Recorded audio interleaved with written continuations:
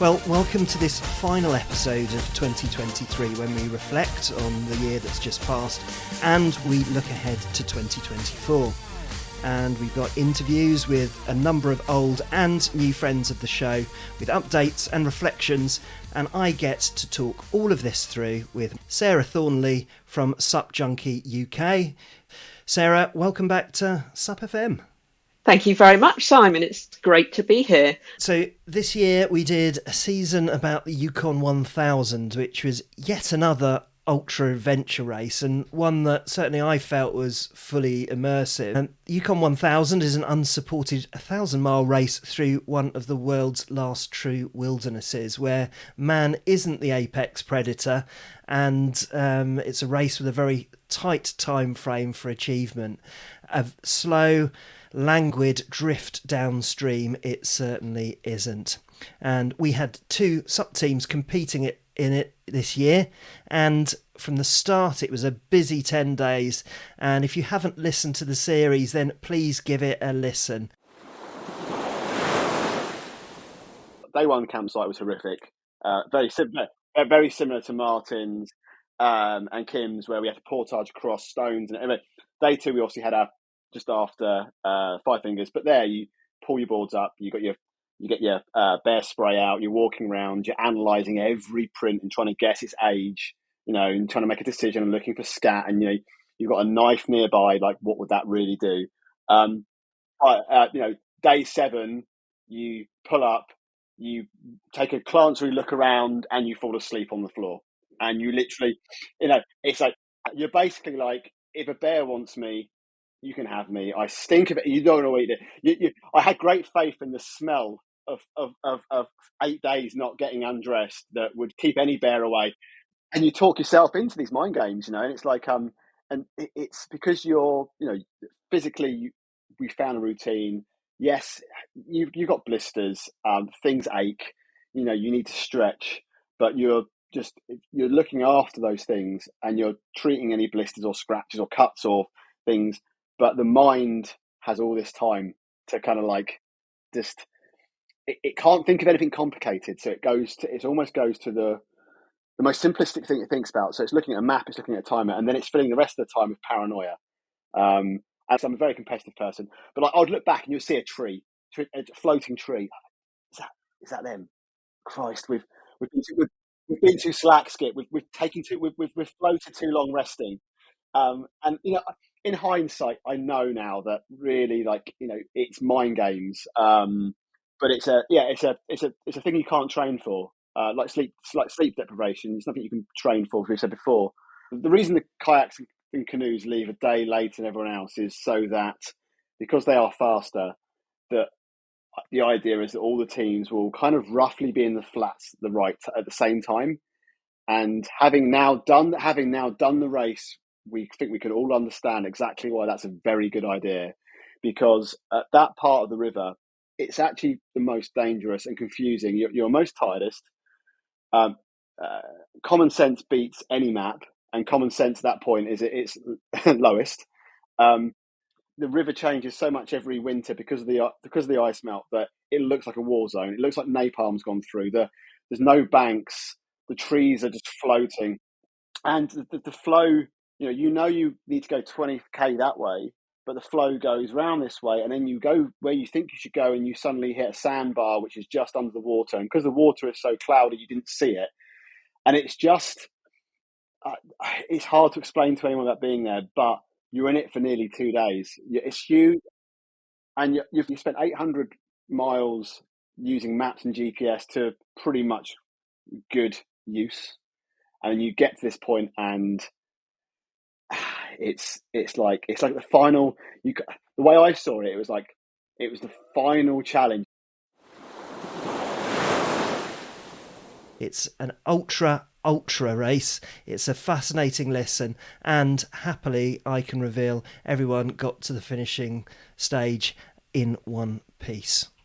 So let's move back to the ICF Championships in Thailand, which have only recently been completed in late November. And there were some phenomenal performances delivered there. Seychelles came back to sprint gold at ICF. which was incredible. She's been away from the scene for a while now, and to have her back in top spot was absolutely incredible.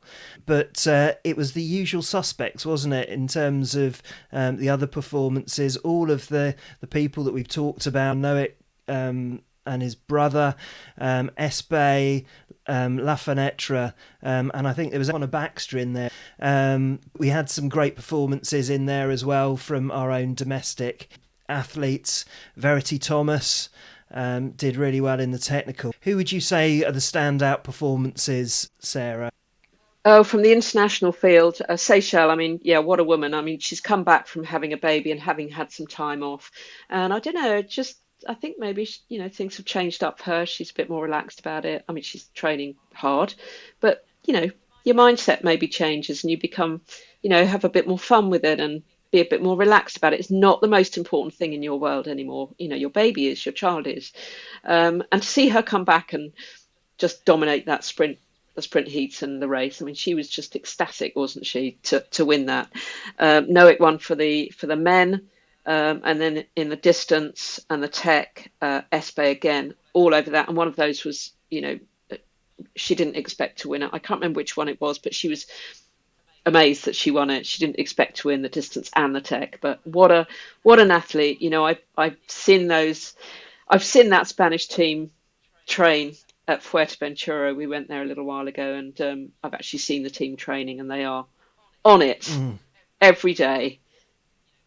Beach starts off to the paddling to the island. They are just incredible athletes training every day, more than once a day. So they absolutely deserve their success.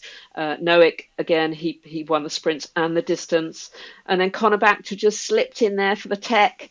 Not written off yet. Don't write me off. I'm amazing, and he still is amazing. If you've seen Connor do a tech beach start and his sort of bunny hopping down through the water, it's quite something to watch. And Verity, I'm just so thrilled for her. We were at the ICF event in Poland last year, and Verity picked up an injury and couldn't race, and it took her a little while to sort of get back to form, and to see her race a really clever race, and to get that medal, I was just absolutely delighted for her. She's a really, really strong athlete, and I think now that's been cemented, I think she will continue to rise.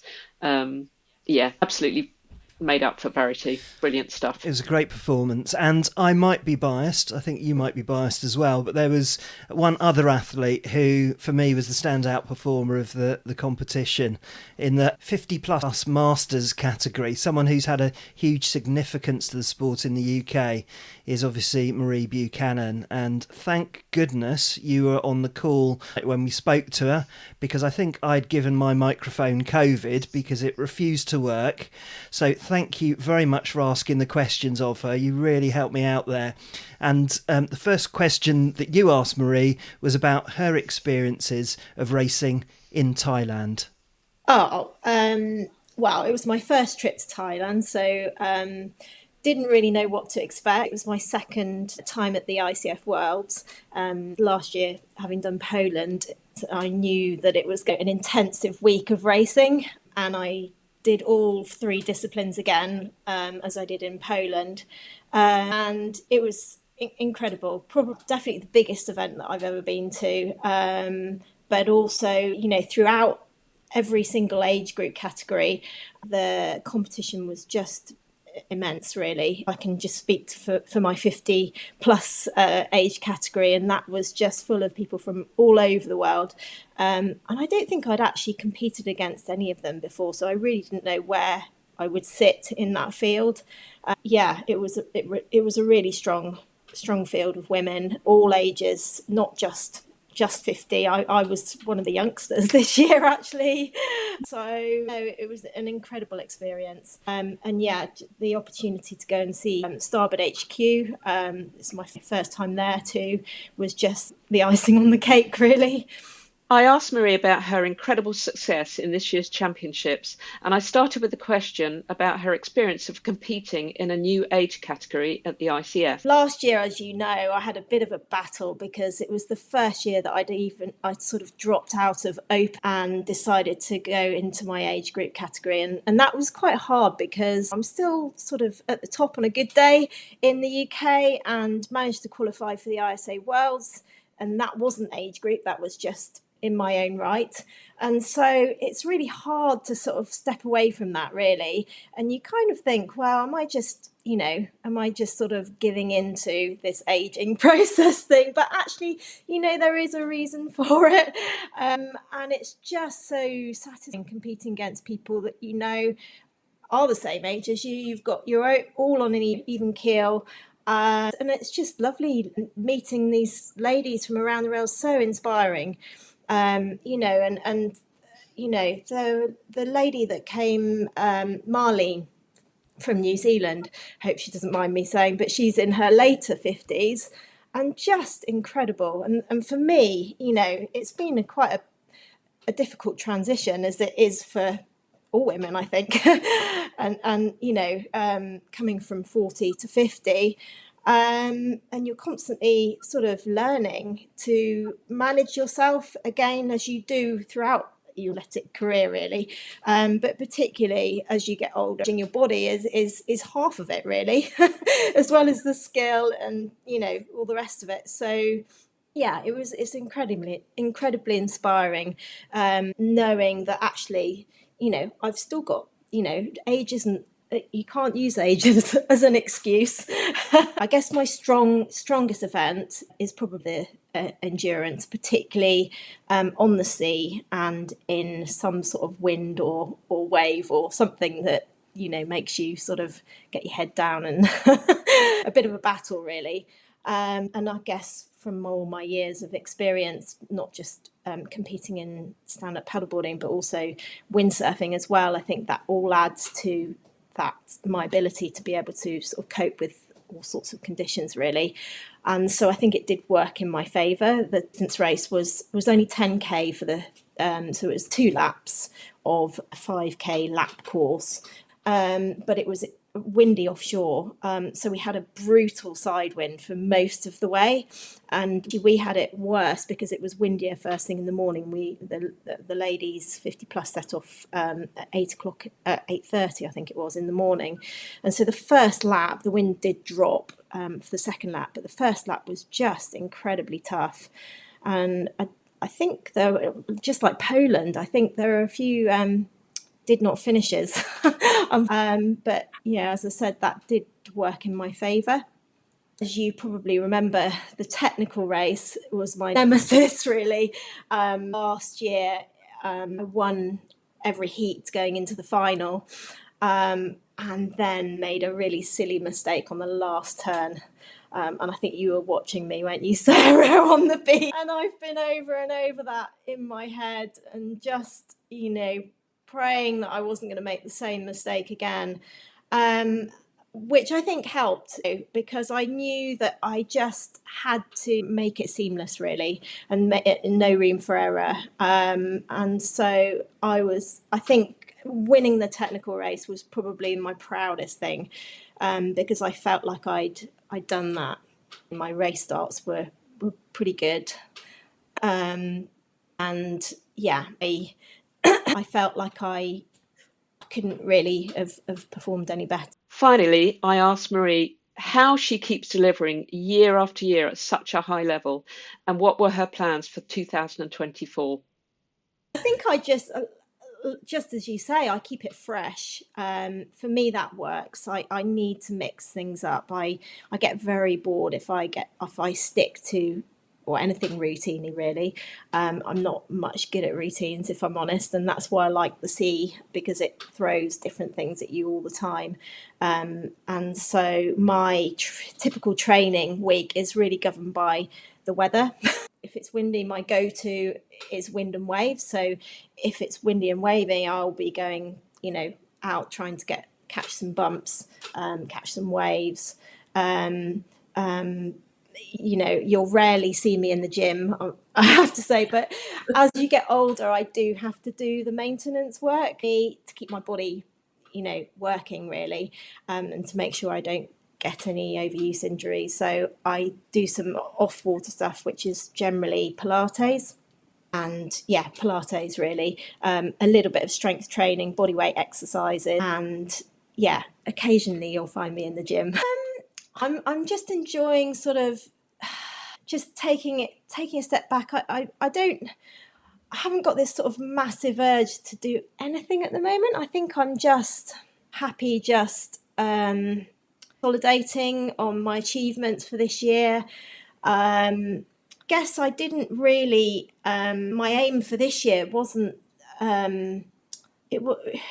until they announced the Worlds were in Thailand. Yeah, we've known for a while. I think unexpectedly I qualified for the England team for the ISA Worlds and the Europeans this year. So my goals kind of changed because I wasn't expecting that, and so.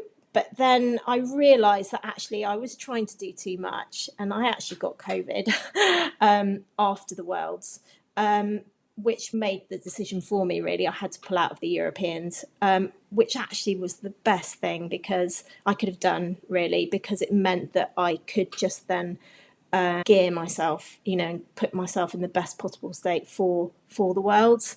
And I think if that hadn't happened, I would have probably arrived pretty exhausted, if I'm honest, because these days at 50 it does take it out of me.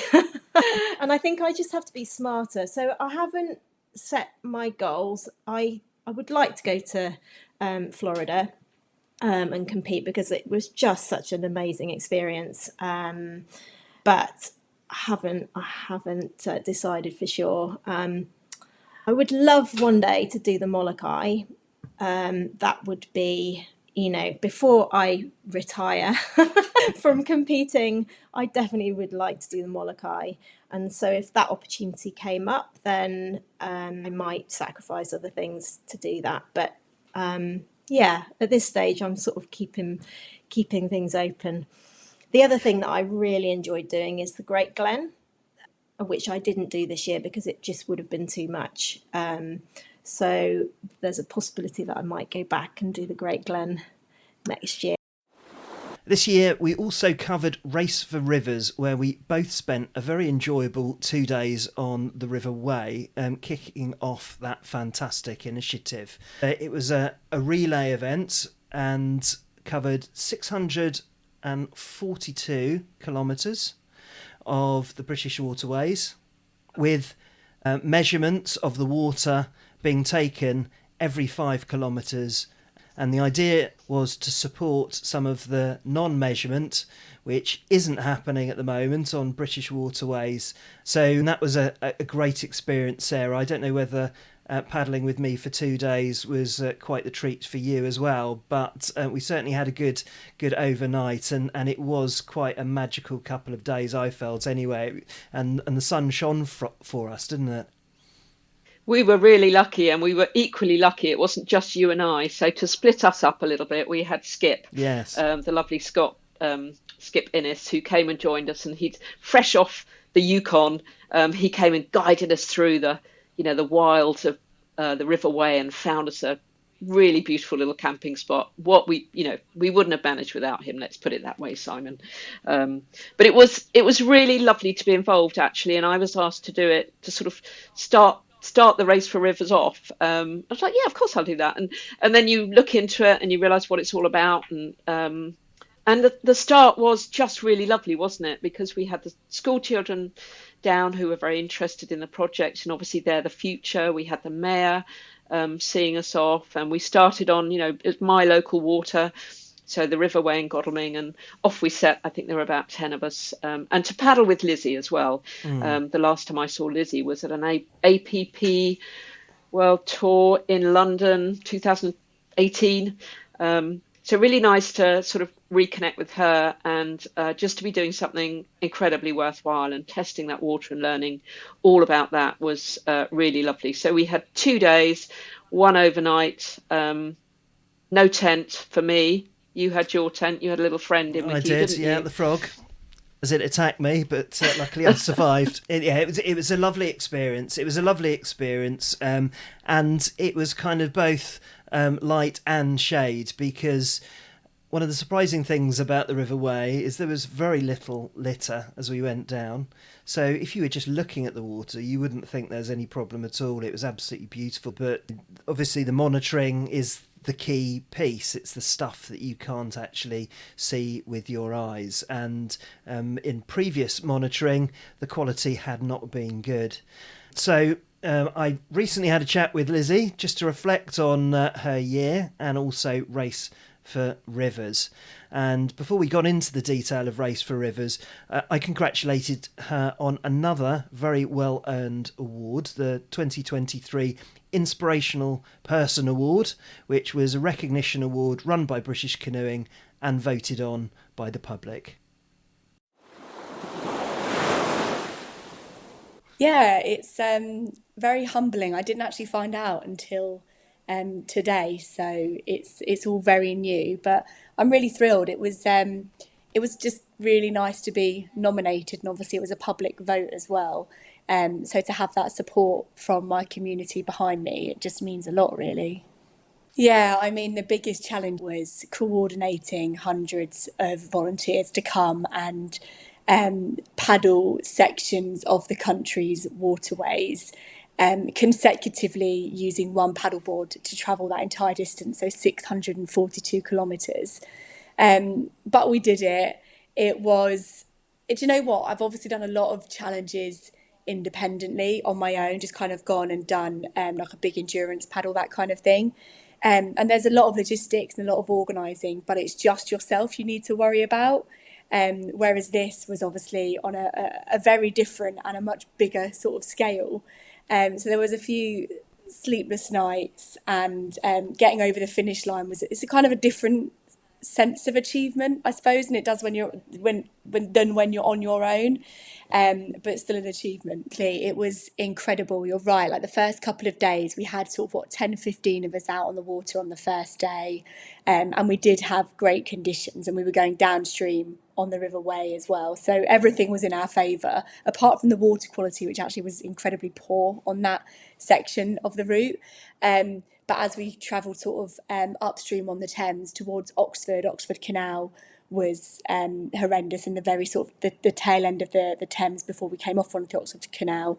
Really, really heavy downpours, a lot of headwind. So there were sections and there were days throughout the journey where people really, really struggled. And not everyone is or was an experienced paddler doing that challenge. There were a lot of sort of fairly novice paddlers out there who really sort of had to dig deep and get through it, and they did, and it was incredible. So we've just finished crunching the numbers for Race for Rivers, and the headline insight that we've found is that 83% of tests or sites failed for coliform bacteria.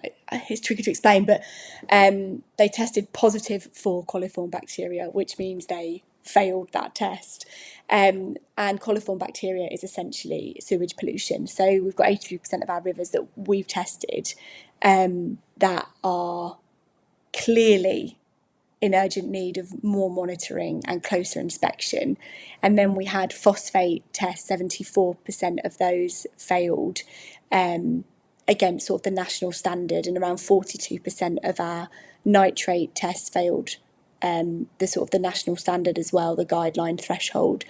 So overall, the results are pretty poor, and that's across 640 odd kilometres of waterways, testing every sort of 5 kilometres thereabouts en route.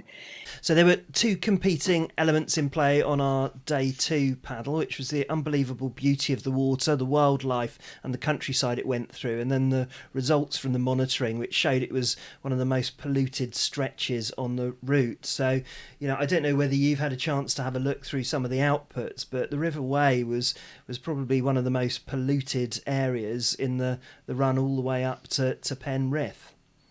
Yeah, I'll be really truthful. I haven't actually looked at the stats, but I did obviously pick up that the Riverway was again filthy. And as you say, it's where I train, it's where I paddle, it's where I'll take people, if they want to learn or want to come out paddling with me. And it's beautiful. It's classic English countryside. Green trees, fields, a little bit of urban paddling, which I really don't mind at all. And I've actually been testing, PFDs in that water and throwing myself in, and I'm not sure I'll be doing that again. When you see the results come through, it's shocking. And thank goodness for Lizzie Carr for doing what she's doing. It all used to be about plastic patrol. Now it's more about the water quality, or this particular testing was all about the water quality. And she's great because she's got an MBE. She will take those results to the government and to number 10, and she will put them under their noses, or to the environmental agency. And she's doing something for the good of all of us, all of us water users. So for her to get this award, and to be voted, get that inspiration in person award, I think is brilliant for her. She's very, very worthwhile. Absolutely. And what she does is so clever, because she connects people with the water, and then she uses the data in order to leverage change. And since she's been doing that, I noticed that other organisations in that area have continued to follow that sort of model of operations, because if you don't have the data, you don't have the proof. And I think one doesn't want to be too cynical about the lack of measurement, but clearly if things aren't measured, then there is no problem. So absolutely applaud what it is that she's doing. And if you want to find out about Planet Patrol, I'd really recommend that you visit the website, link in the show notes here, and also download the Planet Patrol app to your phone or your cell. And there's lots of stuff you can do on there in terms of registering any rubbish that you come across. And how the organisation uses that is they use it to evidence the refuse and litter, and it allows them to apply leverage to those organisations. So all data is good data, but you can check that out on Planet Patrol's website. Okay, so moving on. Last Paddler Standing is in its second year. It runs out of Sarasota, Florida, and has come out of the mind of Greg Wingo. Some would say a sadistic race director. I wouldn't agree with them, but certainly he's been hugely imaginative, and he has sort of ignited the imagination of race directors across the world. And this year it was a really exciting event. But before we got to talk about it, I asked Greg to explain the format of Last Paddler Standing. It's based on a designated loop distance that you have to complete within a 1 hour time frame. So for Last Paddler Standing, that's 3.33 miles. And that loop is done within a 1 hour time frame starting at the top of each hour, and racers have to finish the loop in that hour, and then however much time they have between when they finish and the top of the next hour is their recovery time, their downtime, their eating time, everything, resting. And then starting immediately at the top of the next hour, you go out and do the loop again. And it lasts until everybody quits but one person. And that's where you get the name Last Paddler Standing. So it is possible that the race could win if every racer out on a loop were to time out and not make it back within the 1 hour time frame. It's less likely to happen within the first 48 hours of the race, because that distance is pretty achievable for everyone to finish within an hour. But after the 48-hour time frame, at 49 hours and going forward, the distance of the loop actually increases to just under 5 miles. So that becomes pretty difficult. And after having been doing the race for 48 hours, suddenly having that much of a distance added in can very potentially have it where no one can finish the loop. And if that were to occur, then the race would win.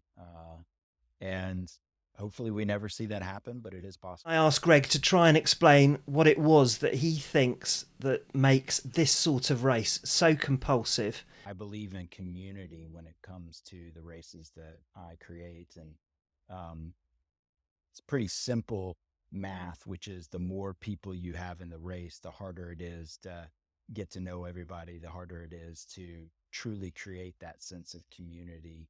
And so I do try to design my races where I get to know everybody and I get to become friends with them and feel like we're part of this big family. So that is really important. I think that right now that exists more in the ultra endurance paddling world than any of the other ones. There are fewer people attempting these distances, and so that does foster a greater sense of community, and it's really important that I create races that have that occurring. I then asked Greg to talk us through the final section of the race, because as it reached 48 hours, there were still 5 paddlers standing. Yes, it was 5 racers, 4 men and 1 woman. Our furthest distance female ever, Lindsay Tilton. And at the 48-hour mark, she actually decided not to continue on what is being affectionately called the Super Loop with the 49th. So Lindsay bowed out at that, which left us with 4 racers. Only 2 were able to complete it within that 1 hour period, which were our final 2. But the other 2, Bruce Smith and John Nippers, gave a great effort. And John is actually was last year's assist, and so he has the cumulative most loops ever completed in Last Paddler Standing. It was an emotional roller coaster, particularly within the last couple of hours. There were storylines all over the place with the way the race was finishing out. And for anyone that didn't see the finish, we had quite possibly the greatest example of sportsmanship that we've ever seen in paddleboarding at the end of the race, with the second place person, Alex, who is officially called the assist. He bowed out of the race to allow Blake, the winner, to do the final loop on his own, knowing that if they had both gone out, it would have required another loop beyond that for a finisher, and it's very potentially could have been the race that would have won. So it was a really cool moment at the end of the race, and I think everybody that got to watch it really felt for Alex, as well as being proud of Blake. So Sarah, we were both following this minute by minute, but what a finish. Oh, I tell you, I mean, the whole race is, when you tell someone about it or you're watching it, you go, this should not be the most exciting race in the world, but truly, truly, it really is. And the end, the race concept is brilliant and very exciting, but the end this year, which we obviously didn't have last year, was just mind-blowing. It was just amazing. And to have one of our own as well in the mix made it more exciting. Of course it did. We all had our favourites. Some of these people we've never heard of. Had you heard of Blake Carmichael before this? So that last moment of reaching that 48 hours, and then for Lindsay to then stop. I mean, as a woman, I wanted Lindsay to carry on, and she'd done 48 laps. I mean, what a woman to be able to do that. And at lap 48, Lindsay said, "I'm done. I finished." And we're like, "Oh, no, but yes, how brilliant." It's like a sort of double-edged sword, isn't it? You want her to go on, but to make that decision and to go, "I'm done. I've done what I came here to do, and I've done." And the respect she got from that was just incredible. So Lindsay out at lap 48. You then had that moment where you needed to, they needed to step it up, because suddenly we're going from 3.33 miles approximately to 5 miles, so 8k, and after 48 hours of paddling, with little or no rest, little or no sleep. The food, intake would have been difficult. You just can't imagine. But here we are. We're on, lap 48, and we've got four players in it. We've got Blake Carmichael, this new young man who none of us have ever heard of. Clearly very, very talented.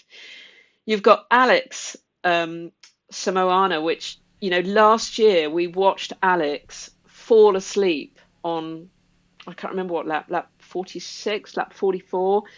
He pressed the wrong button on his phone and he slept through the alarm, and he missed the cutoff, and he was devastated because he was still, had energy to burn. So to see him in that last, to be up there as well was just really lovely.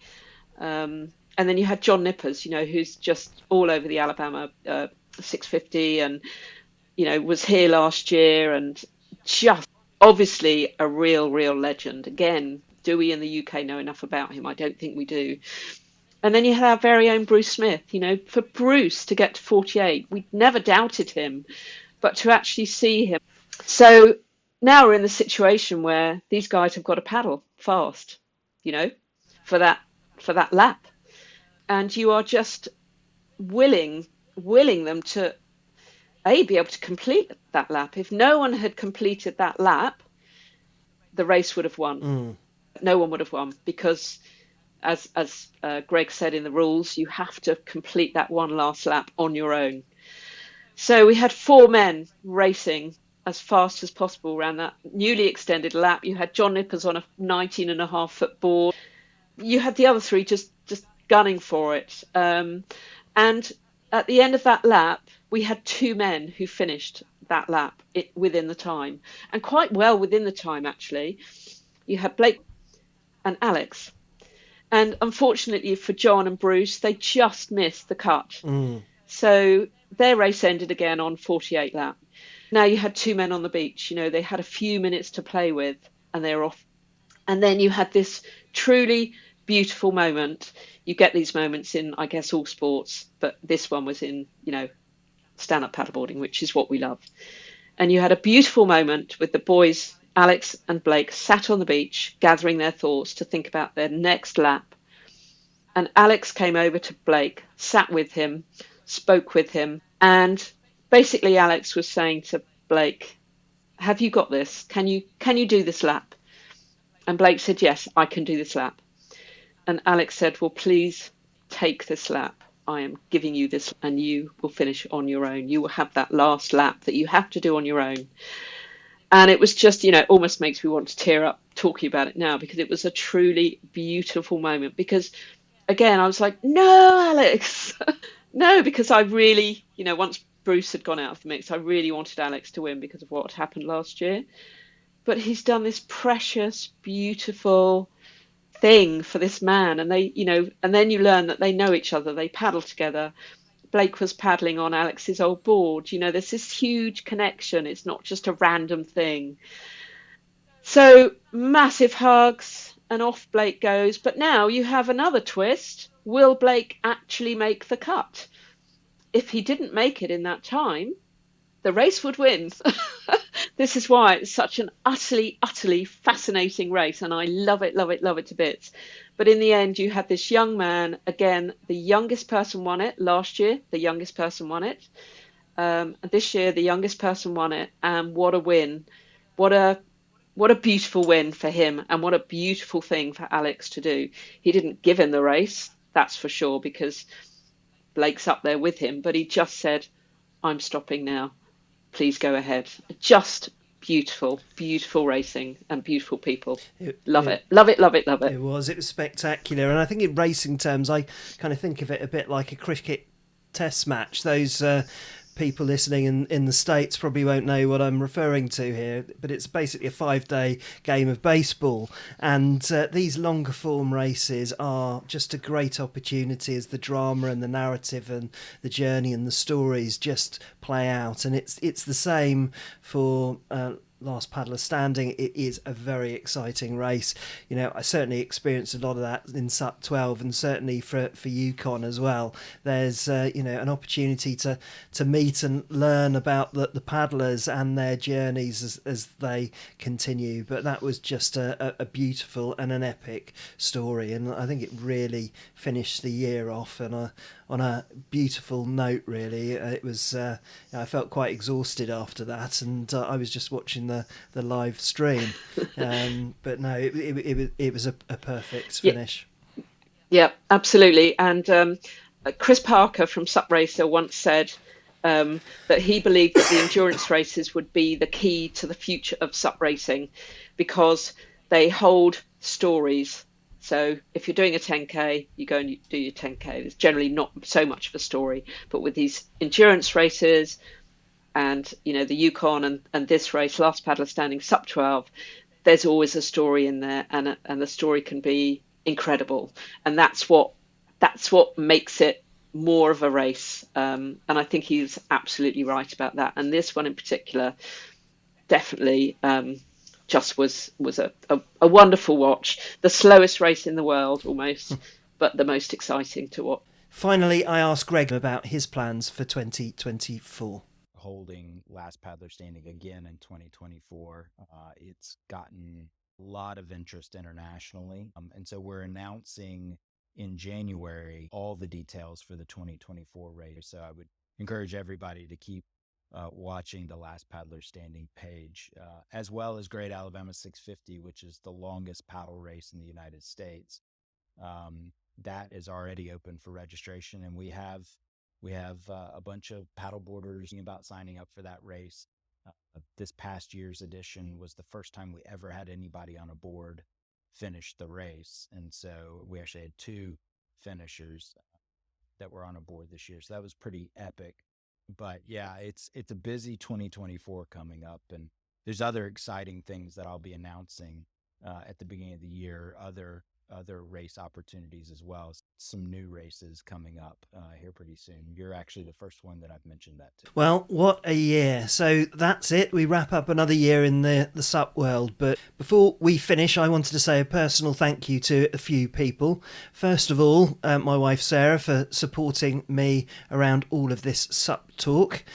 To you, Sarah, I've loved our collaborations this year. And also to a couple of other people. Now, Craig Sawyer has provided, to a degree, the narrative throughout the year as well, because he seems to have competed at every single endurance event this year. He competed in 11 cities, Last Paddler Standing. But if it wasn't for a random chat I had with him at SUP 12, then I probably wouldn't have done the Yukon season. So a big thank you to him. And finally, last but not least, a huge thank you to my paddle buddy, my paddle brother, Sean Scott, who has made a couple of appearances as an expert on the pod in the past. But wishing you, Claire and Freddie, a very happy 2024. You've been a huge inspiration to me, mate. Right, so that's all my Oscar-winning thank yous. Any special mentions you'd like to make, Sarah? Absolutely. First and foremost to you, Simon. It's always a pleasure to work with you. It's not work, is it? It's just great fun. I think we're both singing off the same page for lots of things. And it really is great to collaborate with you. And long may it carry on into 2024. I've really enjoyed being part of your journey as well. Anthony, of course, because he's just there for me. He's been there for me for about 11 years on, paddleboarding world. So following me to races, carrying a camera, supporting me. I've tried to give him a bit of time off for good behaviour, but I keep having to draw him back in again. So thank you so much to Anthony. Martin Rendell for stepping into a SUP Junkie t-shirt for the ICF Worlds in Thailand. We did that very much last minute, but he was utterly brilliant. He did some great interviews. And he brought back some great news from Thailand. So thank you, Martin. And just everybody who supports SUP Junkie. As most of you will know, we've had our beloved Facebook account hacked this year. So that's been a bit traumatic. So trying to draw people back into following our new page, which is on Facebook, supjunkie.uk currently. But all those people who send messages of thanks and support to us. It's just really lovely. We love what we do. We're obsessed.